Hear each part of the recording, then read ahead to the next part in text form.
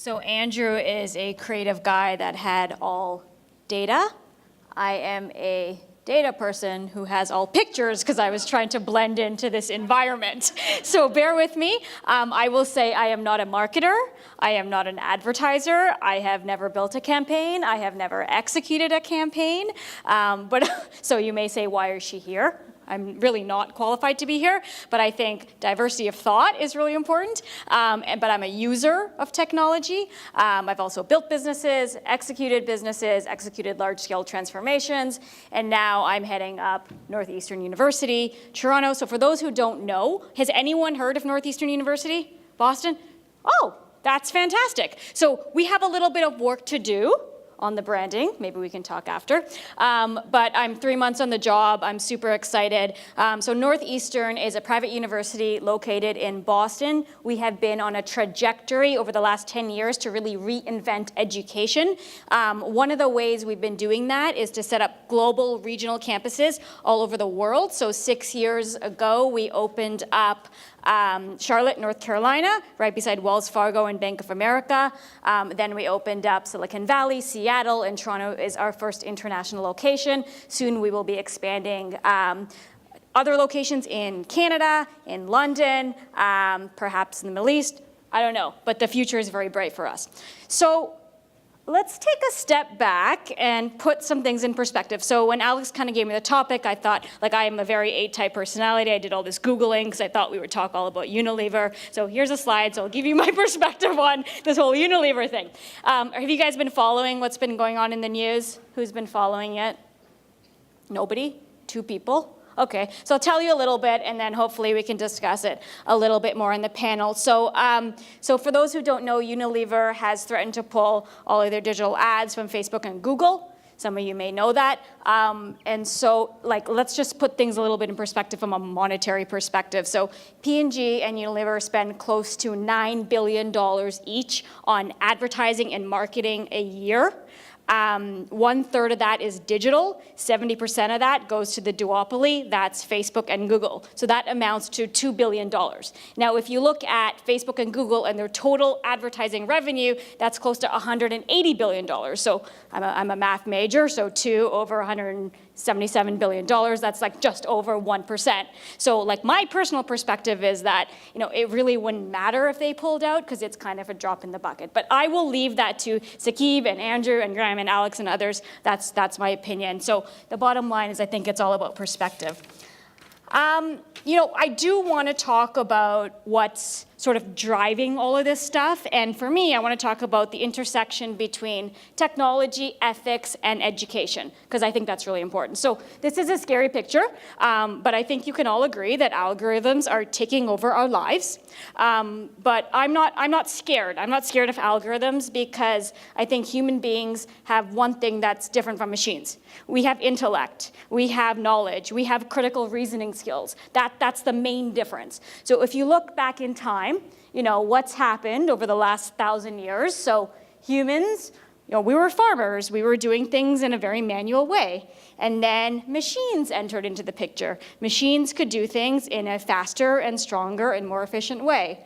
So what did the farmers do? And what did their children do? And what did their children's children do? Well, they didn't just go live on the street and become poor. They adapted.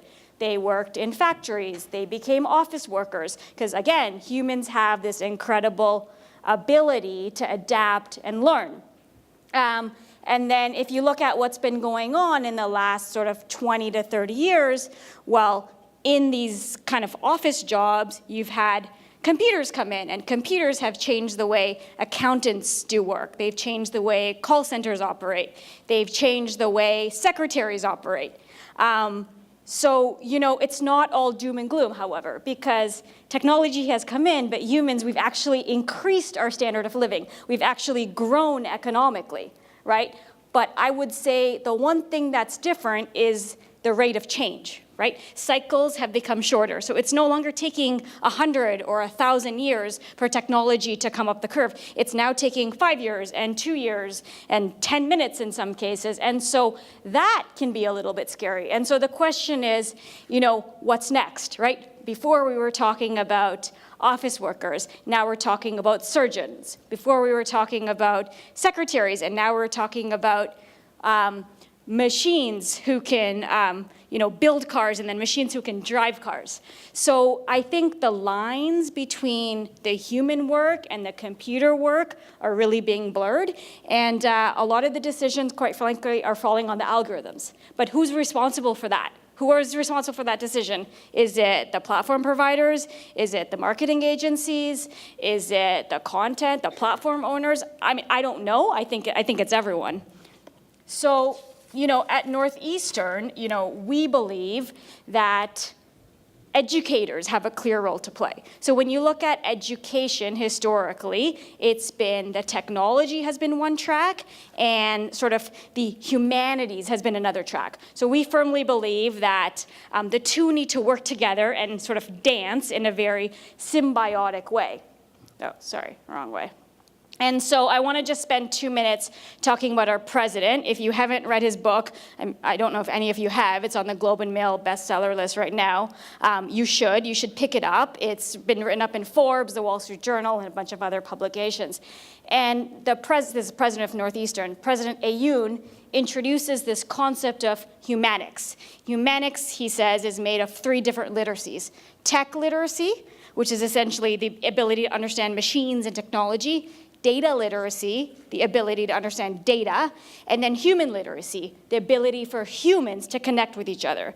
And he says that the students of the future, regardless if you are a computer science major or a marketer or a programmer or whatever you are, you need to be completely well-rounded. You need to understand ethics, you need to understand creativity, you need to understand imagination, you need to understand how to program. It all needs to be one big package because things cannot operate in silos anymore.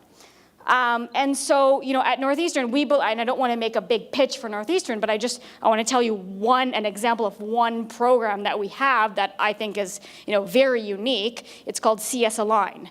CS Align, we launched it recently at our Silicon Valley campus. We actually so it's a master's program in computer science, CS, and we accept anyone into that program. So you can have a BA in humanities, and then you can be fast-tracked to get a master's of computer science. So the output of that is not a STEM grad, it's actually a STEAM grad. And so you think about these are the type of people that we need to enter into the workforce. We need people to be really, really well-rounded because, at the end of the day, technology is just moving. It's moving, it's going, the train has left the station. It's us humans that now need to adapt to that. So that's it, and we'll discuss more.